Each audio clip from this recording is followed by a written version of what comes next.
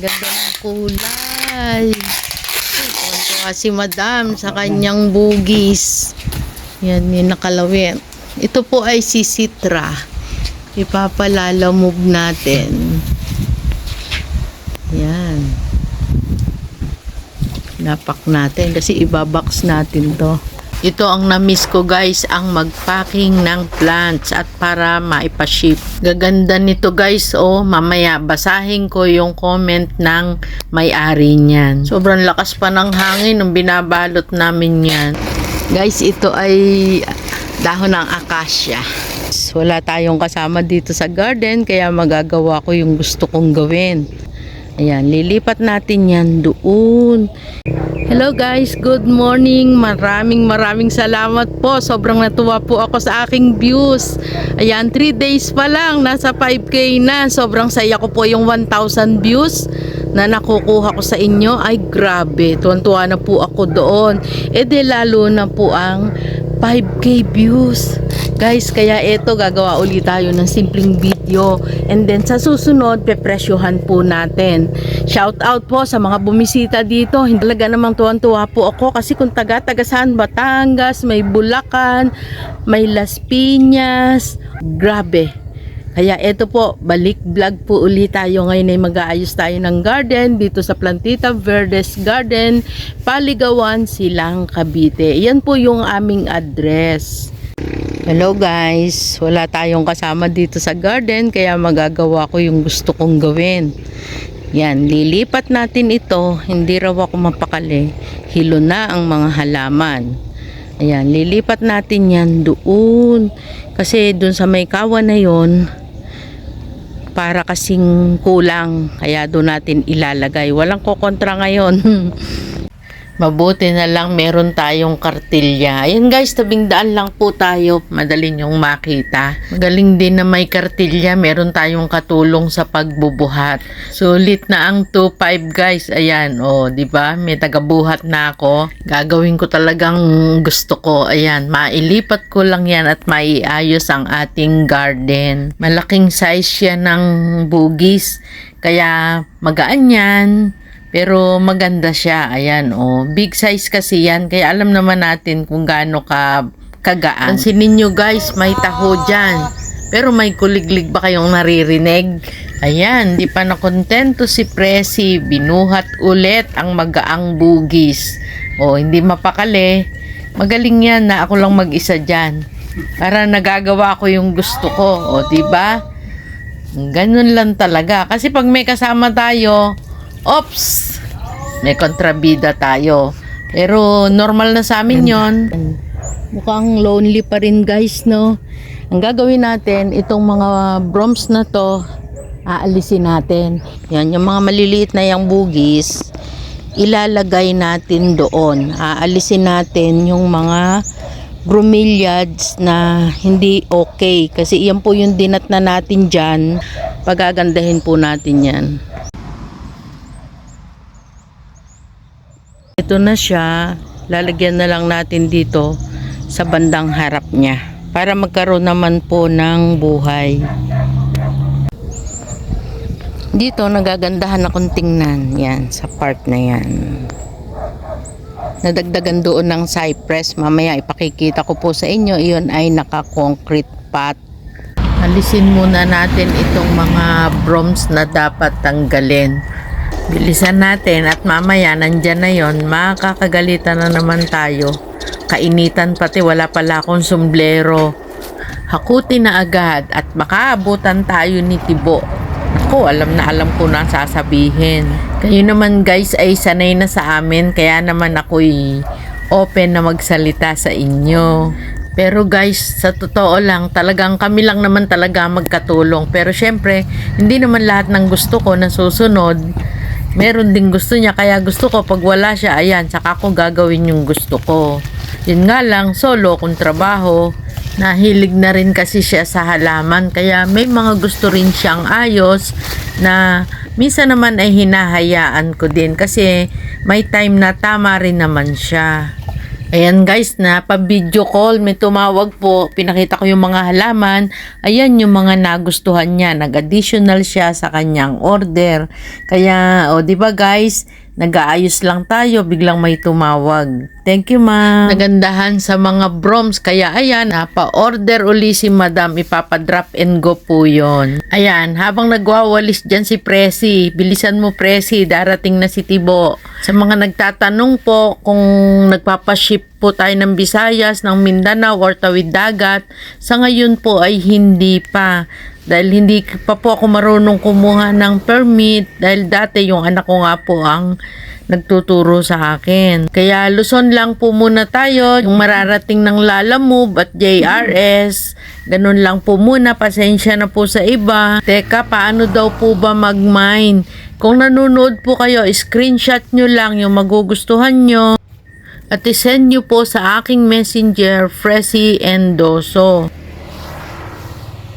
para masend ko sa inyo yung iba pang picture at presyo ng halaman na magugustuhan nyo. Ayun, ganun lang po ang pag-mine sa mga hindi pa po sanay. Huwag po kayong mag-alala, legit po tayo. Kaya mag-mine na po kayo. Marami talagang kailangan gawin dito sa garden. Kaya ayan, paspasan na po natin nang matapos tayo. Masarap po ang mag-garden, kaya umpisa na rin kayo.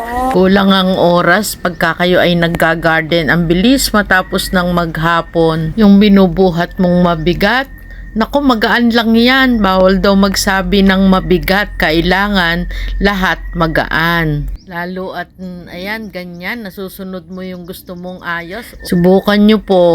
Ayan, konti na lang. Matatapos na itong ating inililipat. 2 kamay na yan. Sana okay na. Ayan, naipwesto ko na. Ayan. Medyo may na doon. May bulaklak na doon kasi parang dry na dry sa part na yon. Pag dito nakatayo, hindi na siya yung may bulaklak na. At yung maliliit, inilipat na nga po natin, maliliit na bugis. Meron ako dito ang natitira pa na 2. Itong variegated na orange at saka itong white. Hindi ko pa alam kung saan ko ilalagay. Itong si Citra, nilagay ko dyan kasi nag-iisa na siya para may laman ang gitna ng broms. Yun, siguro po kanya-kanya tayong idea. Pero sa ngayon, ito po yung naisip kong para hindi naman sobrang dry sa sulok na yan.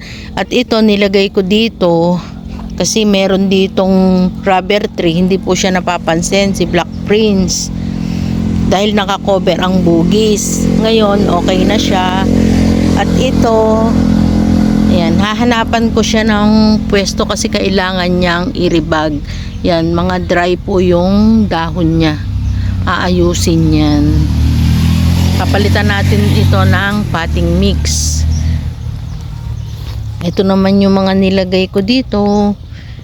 Ayan, si variegated. Meron tayong 21 jewels na ibang kulay naman. Peach siya, may violet dyan. At may music na. Kaya ayan, voice over ulit tayo. Ayan, si Manila's Fried. Tapos yung yellow. At yung siksik na fuchsia pink. Maganda pa rin ang mga tutti frutti. Meron tayo ditong cypress. Yan. Nakalagay po iyan sa mataas na concrete pot, pero parang nakukulangan pa rin ako sa height niya kasi gusto ko yung halaman medyo mataas dapat. Guys, maganda itong variegated na red. Meron na ba kayo? Guys, ito, ipeplex ko tong mga plants na ito. Check nyo po kung meron na kayo niyan o kung paano nyo yan alagaan at kung bakit nyo nagustuhan. O diba? Kwentuhan po tayo, share po ng mga plants ninyo. Dito sa part na ito gustong gusto ko si Golden Calkins, ito yung Calathea White Stripe, si Congo, ito si Bar Domesticum. Guys, ako nga pala hindi po naglalagay ng soil sa mga pillows. Coco Peat and ipa lang po. Pero sa broms, meron po yan konting soil. O di po ba? Guys, balik ko nga ito si Cypress. Ito. Ang ganda talaga niya, kaya lang kulang pala siya ng height. Dapat mas mataas pa para mas maganda. Guys, ito pa yung ating iaayos kasi ball out po yan na tea plant. Diyan ko muna inilagay para hindi sila mainitan. Marami itong sanga kaya gustong gusto ko. Yan, ilalagay ko po yan dito sa pagitan ng mga palm. Guys, ito nga pala yung comment ng isa nating client na drop and go po yan. Napakaganda ng kanyang comment. Maraming salamat po, ma'am. Ayan guys, hanggang dito na lang muna at meron pa po tayong lalagyan ng stick para hindi tinutumba ng malakas na hangin. Hanggang sa muli po, maraming salamat at sa mga nanood po, sobrang tuwa ko po at sa mga nagpunta po rito na talagang sumadya dito sa ating garden. Maraming salamat po. Hanggang sa susunod po nating vlog, magpe-presyo naman po tayo para sa mga bagong plants na available. Maraming salamat uli. Bye! Shout out Sabrina. Wala dito si Yoyo, kaya nakapag-imi si Mama. Oh guys, tama-tama lang yung tapos natin. Ayan na, padating na. Mayroon na tayong dahon ng akasya. Abangan nga natin sa harap guys. Ayan. Yan po yung harapan natin. Ayan na nga. Nandyan na nga siya. Teka, bubuksan natin yung pinto doon. Ayan, dami kong akasya. Gustong gusto ko talaga guys yung dahon ng akasya. Buti na lang. Ayan, nakakuha na ako pang antorium, pang pillow. Sinahalo ko po yan sa potting mix. Yan, meron daw tayong 35 na sako. Sa nagtatanong nga po pala kung saan daw kami nadaan pag napasok, gawa ng sasakyan. Ayan, dyan po umaatras sa gilid, may kalsada. Doon po tayo dumadaan. Pero ngayon po summer, walang problema yung dulas. Kasi pag madulas, pag maulan, madulas po dyan sa gilid na yan.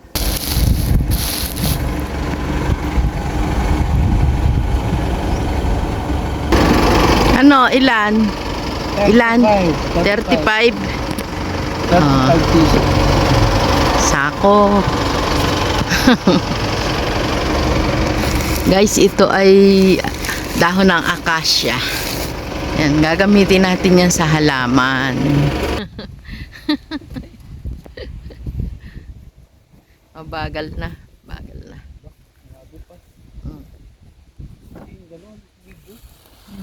Senior na eh. Anong kang magagawa? 1, 2. Hop.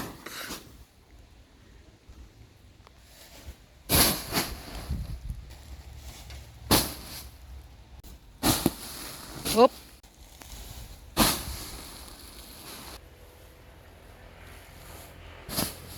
Ay, sabma.